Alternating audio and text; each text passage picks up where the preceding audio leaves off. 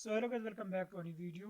आज की वीडियो में हम क्या करेंगे, कोटलिन को ऐसे ही समझेंगे जैसे कि मतलब मैं आपको समझाऊंगा जैसे आप बिगिनर्स हैं, बिल्कुल आपने जैसे कोडिंग किया ना हो ऑलरेडी, और आप बिल्कुल स्टार्ट में हैं और बिल्कुल आप न्यू से स्टार्ट करना चाहते हैं कोटलिन को। ओके, कोटलिन का हम आगे यूज़ करते हैं एंड्रॉयड एप्लीकेशन डेवलपमेंट में, तो आप इसका यूज़ यहाँ पे कर सकते हैं।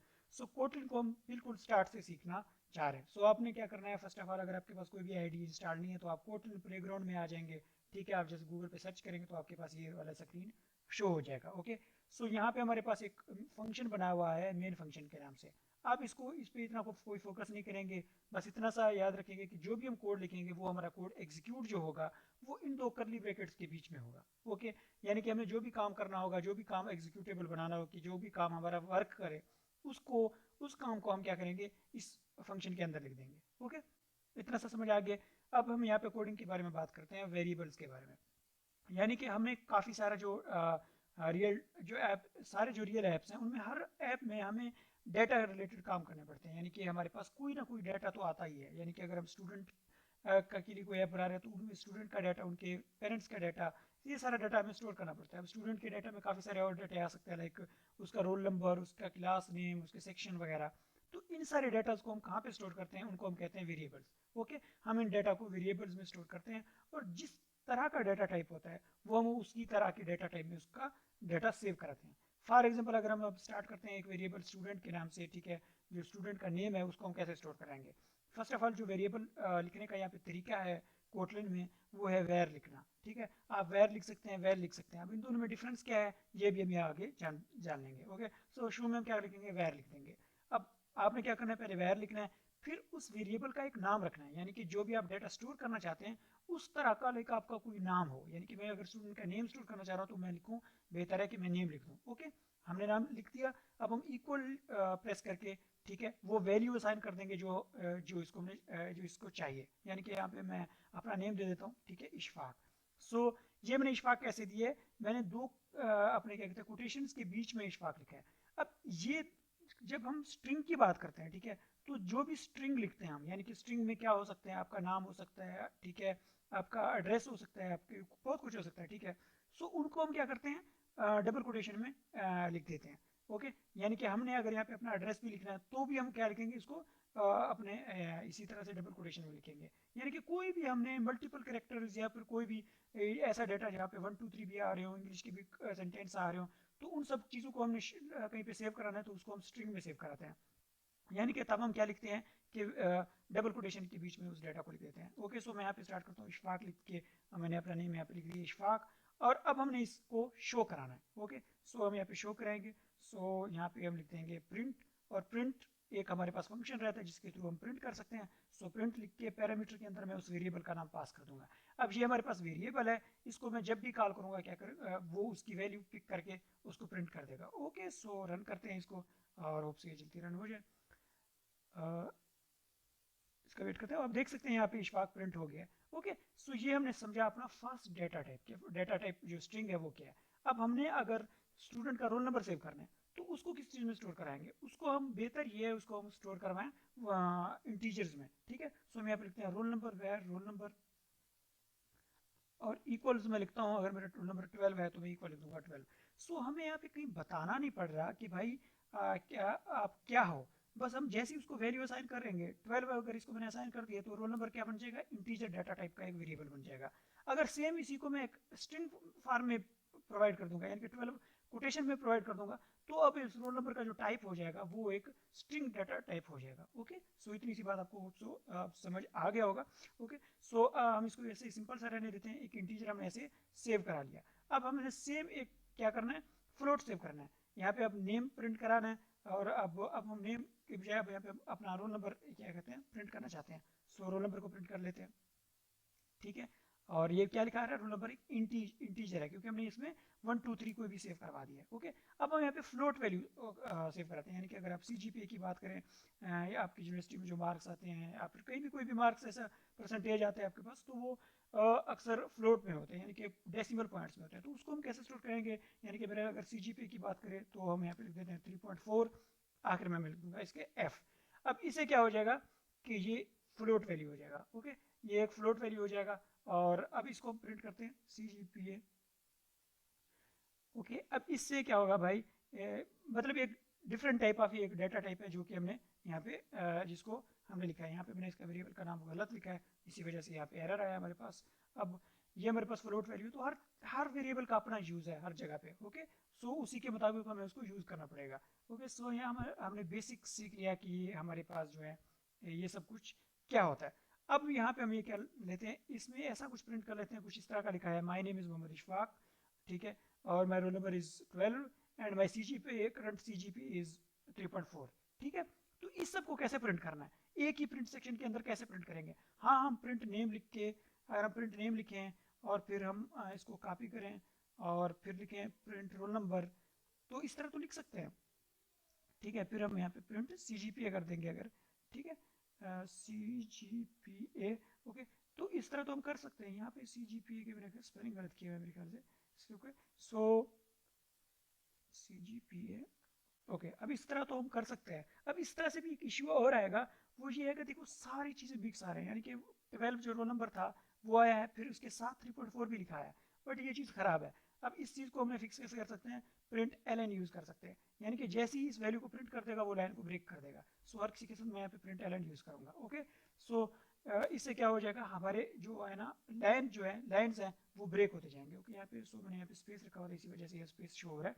ओके, सो लेकिन इस सब को मैंने एक लाइन में प्रिंट करना है, तो मैं कैसे करूँगा, तो मैं ऐसे करूँगा प्रिंट।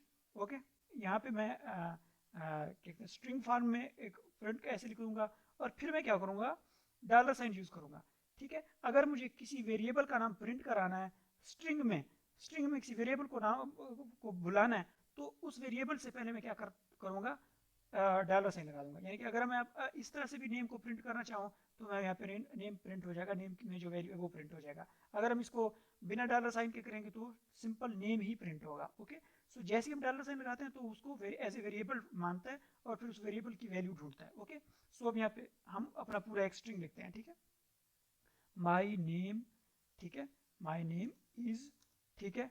अब यहाँ पे मैं क्या लगाऊंगा, $साइन नेम, ठीक है। माई नेम इज क्या आ जाएगा, आगे नेम की वैल्यू आ जाएगी। Okay, and my roll number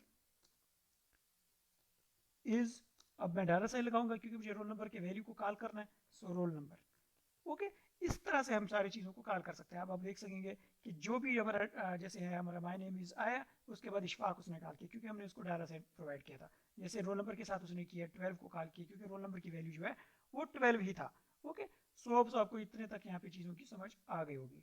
अब हम नेक्स्ट अपने पार्ट पे मूव करते हैं। नेक्स्ट पार्ट जो हमारा होने वाला है वो है इफ एल्स का।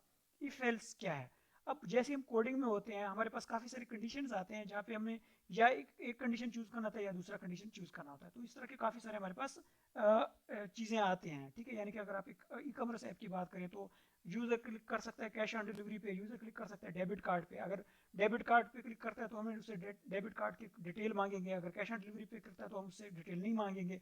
तो इस तरह से दो डिफरेंट कंडीशन हो गए। ओके, सो इस तरह के कंडीशंस को हैंडल करने के लिए हम यहाँ पे क्या यूज़ करते हैं, इफ एल्स यूज़ करते हैं। ओके, सो यहाँ पे जो हम सिंपल जो इफ एल्स यूज़ करने वाले हैं, सिंपल से एग्जांपल से स्टार्ट करते हैं। हमारे पास एक वेरिएबल है ए नाम का जिसमें है 100 और दूसरा वेरिएबल है बी, उसमें हम रख देते हैं 200। ओके, अब 200 दिया। ओके, सो अब हमें क्या करना है, पता लगाना है कि कौन सा बड़ा है, ठीक है। अब आप कोडिंग जब जनरल कोडिंग होगा तो उसमें ए की वैल्यू कुछ भी हो सकता है, बी की वैल्यू कुछ भी हो सकता है, तो आपने प्रिंट कराना है भाई कौन सा बड़ा है।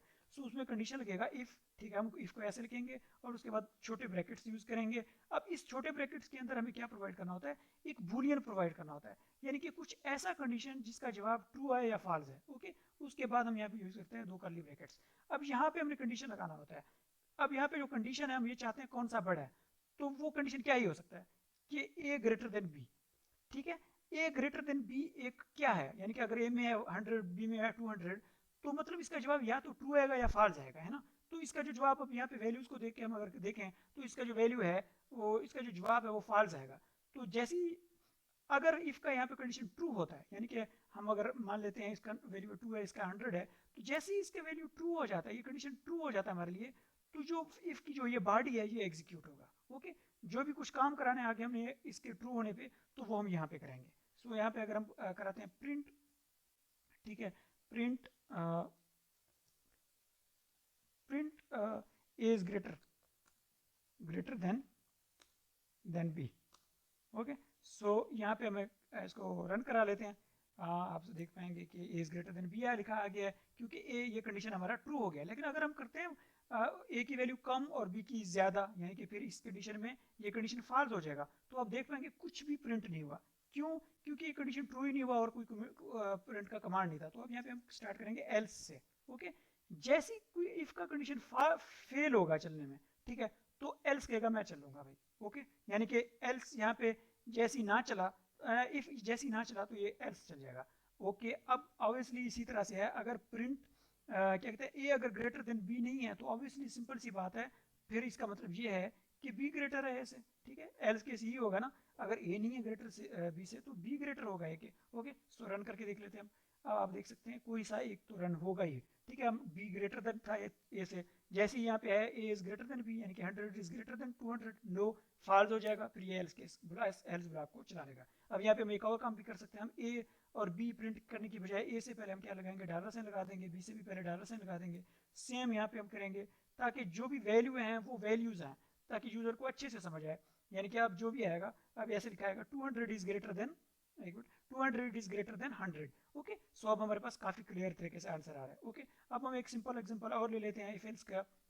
वो ये ले लेते हैं कि लाइक हमारे पास एक ड्राइविंग लाइसेंस के लिए चेक करना है, वेरिफिकेशन करना है। ओके, अगर किसी का हम यूजर से एज मांगेंगे, सो यहाँ पे वेरिएबल बनाएंगे एज। ठीक है, हम इसमें लिख देते हैं 10। ओके, अब हम करेंगे कि क्या आप एज, क्या जो आपकी एज है, इस एज में आप ड्राइविंग लाइसेंस ले सकते हैं या नहीं ले सकते। सो हम लिखेंगे if age is greater than 18, okay, greater than या इक्वल टू। ओके, यहाँ पे हमारे पास एक और चीज भी आ गया समझ, कि ग्रेटर देन इक्वल टू भी हम यूज कर सकते हैं। या मतलब इसका ये होगा कि जो एज है 18 हो या 18 से बड़ा हो। ठीक है, तभी ये कंडीशन ट्रू होगा।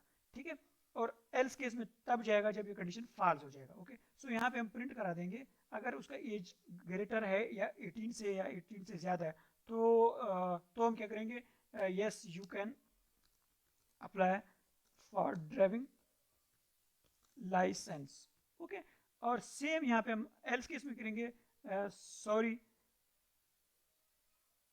सॉरी, ठीक है, सॉरी यू कैन नॉट, ठीक है, you can't apply for driving licence. ठीक है, ये एक सिंपल सा हमने एक प्रोग्राम बनाया जिसमें हमें एक कंडीशन रिक्वायर्ड था। ओके, आप ड्राइविंग लाइसेंस जहाँ पे क्या कहते हैं आपके लिए अप्लाई करने जाते हैं, ठीक है, वहाँ पे आप अपना जो डेट ऑफ बर्थ बताते हैं, तो फर्स्ट ऑफ ऑल जो फर्स्ट जो चेक लगा होगा, ऑब्वियसली ये चेक लगा होगा कि क्या उसकी एज इतनी है कि वो ड्राइविंग लाइसेंस के लिए अप्लाई कर सकता है कि नहीं कर सकता। ओके, सो अब मैं चाहता हूँ कि जब सॉरी कह रहा है, तो यूजर को ये भी बताया कि वो उसको कितना साल और वेट करना है।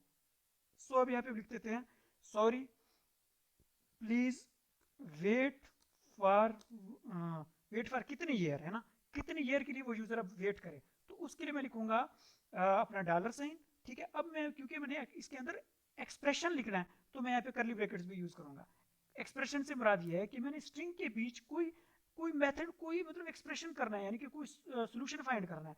तो यानी कि हमने 18 माइनस कर देंगे उसकी एज। ओके, 18 माइनस एज कर देंगे तो क्या आ जाएगा, वो एज वो साल आ जाएंगे जितना साल उसने वेट करना है। सो प्लीज वेट फॉर इतने ईयर्स। ओके, सो अब यहाँ पे इसको रन करते हैं। सो आप देख सकते हैं sorry please wait for 8 years, क्योंकि उसका जो एज है वो 10 है और उसको 18 तक आने में उसको अभी 8 साल का के लिए वेट करना पड़ेगा। ओके, सो सेम यहाँ पे हम कर सकते हैं किसके लिए, पासिंग मार्क्स के लिए। यानी कि अगर हम यूजर से कहते हैं कि अपने मार्क्स एंटर करो, और वो मार्क्स एंटर करता है 50 या 40, और अब यहाँ पे हम कंडीशन लगाएंगे if marks marks greater than 33, तो क्या है वो प्रिंट कर देंगे हम पास्ड। ओके, और एल्स केस में क्या कर देंगे हम फेल्ड। ओके, 33 से ऊपर है तो भाई वो पास्ड है, वरना क्या है वो फेल्ड है। ओके, सो यहाँ पे इसको हम ट्राई करते हैं और इसको यहाँ पे इसमें रख देते हैं। ओके, और ये अभी इसको ट्राई करके देख लेते हैं। आप देख सकते हैं यहाँ पे पास दिखा रहा है, अगर हम इसके मार्क्स कम कर देते हैं यानी कि 20 रख देते हैं, ओके, तो अब देख सकते हैं यहाँ पे फेल्ड प्रिंट होगा, क्योंकि हमारे ये वाला जो कंडीशन है वो फॉल्स हो रहा है, तो एल्स केस में वो आके इसको प्रिंट कर रहा है। ओके, ये बात हमें समझ आ गई है। यहाँ पे हमारे आ जाते हैं खत्म इफ एल्स। अब हम ट्राई करते हैं इफ एल्स इफ को, यानी कि अब यहाँ पे हम क्या कर रहे हैं, एक कंडीशन को चेक कर रहे हैं, अगर एक कंडीशन ट्रू हो रहा है तो फॉल्स में जा रहा है। यार काफी जगह ऐसे होते हैं हमारे पास डिफरेंट कंडीशंस होते हैं, यानी कि अगर हम मार्क्स की बात करें तो आपके पास काफ़ी सारे ग्रेड्स रहते हैं, ठीक है, आपको कब स्टूडेंट को कौन सा ग्रेड देना है तो वो चीज़ रहता है। ओके, सो यानी कि अगर 80% से ऊपर है तो उसको ए ग्रेड, या 90% से ऊपर है तो उसको ए ग्रेड देना है। तो इस तरह के कंडीशंस को हम कैसे हैंडल करेंगे, चलो इसको देख लेते हैं। ओके, अब हम कहते हैं अगर जो यूज़र है उसके मार्क्स हैं ग्रेटर देन 90, ठीक है, तो हम क्या कर देंगे, उसको प्रिंट कर देंगे एक्सीलेंट। ओके, एक्सीलेंट, ठीक है। और अब हमने नया कंडीशन लगाना है कि अगर उसके मार्क्स हैं ग्रेटर देन 80 तो क्या हो। तो भाई ये सीन है, तो अब यहाँ पे एल्स केस में हम नहीं लिखेंगे, हम यहाँ पे लिखेंगे एल्स इफ। क्या सीन करेंगे, एल्स इफ, और यहाँ पे फिर से एक नया कंडीशन बना देंगे और उसमें लिखेंगे मार्क्स इज ग्रेटर देन 80। अब यहाँ पे एल्स इफ में क्या सीन है कि अगर इफ एक इफ चल गया तो आगे वो मूवी नहीं करेगा, यानी कि इफ चल गया तो बस इसको इग्नोर कर देगा एल्स इफ को, या फिर एल्स इफ चल गया तो आगे की जो एल्स इफ आने वाले हैं उनको वो इग्नोर कर देगा। ओके, सो यहाँ पे हम लिख लेते हैं लाइक, इसको मैं यहाँ पे क्रॉस कर देता हूँ और यहाँ पे एक नया कंडीशन लिख देते हैं एल्स इफ अगर मार्क्स ग्रेटर देन है 50 के, ठीक है, 50 के, तो यहाँ पे अब क्या करेंगे, प्रिंट, मैं प्रिंट करूँगा नॉर्मल, ठीक है। ओके, और इसमें लिखूँगा अपना गुड, ठीक है, हम कुछ भी प्रिंट यहाँ पे करा सकते हैं अपनी मर्जी से। सो गुड हम यहाँ पे प्रिंट करते हैं क्योंकि हमने स्ट्रिंग फॉर्म में प्रिंट करना है, क्योंकि प्रिंट को चाहिए होता है स्ट्रिंग फॉर्म में, या फिर हम इसको कोई और वैल्यू भी दे सकते हैं, बट जैसे गुड हम इसके बगैर लिखेंगे तो वो लगेगा, उसको लगेगा कि ये कोई वेरिएबल है, सो इसको इसी के अंदर रखना पड़ेगा। ओके, सो अब देखें यहाँ पे अगर ये कंडीशन ट्रू होता है, ठीक है, तो वो क्या करेगा, अगलों को नहीं देखेगा। यहाँ पे एल्स इफ यहाँ पे ये वाला ट्रू होता है तो वो अगलों को नहीं देखेगा। ओके, सो हर कंडीशन को वो चेक करेगा, ठीक है, और फिर कोई भी कंडीशन चला तो उसको एग्जीक्यूट कर देगा। अगर कोई भी कंडीशन ना चला, यानी कि एल्स केस है टोटली, ठीक है, हम यहाँ पे लिख सकते हैं कि लाइक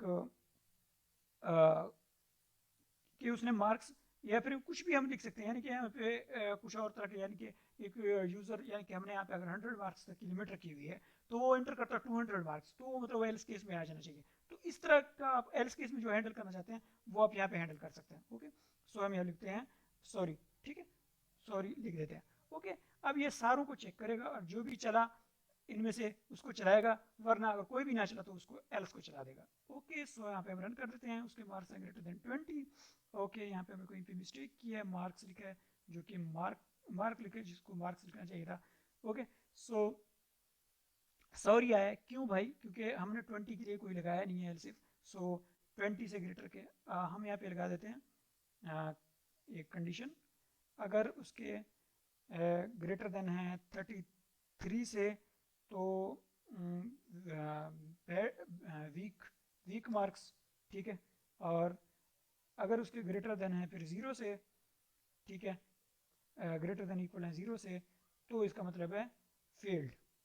ओके, मतलब 33 के नीचे है और 0 से ऊपर है तो ये फेल्ड हो जाएगा। लेकिन अब कोई माइनस में इंटर कर देगा वैल्यू तो उसके लिए वो क्या कर देगा, सॉरी को प्रिंट कर देगा। ओके, सो ट्राई करते हैं, हम यहाँ पे फेल्ड लिखा है क्योंकि उसके मार्क्स 33 से 33 वाला कंडीशन पास नहीं हुआ, ठीक है, यानी कि मैं आपको यहाँ पे इसका एग्जांपल देता हूँ कि कैसे ये फाइल हुआ है। 20 आया, ठीक है, 20 इज ग्रेटर देन 90, नो ये नहीं चला। 20 इज ग्रेटर देन 80, नो ये वाला कंडीशन नहीं चला।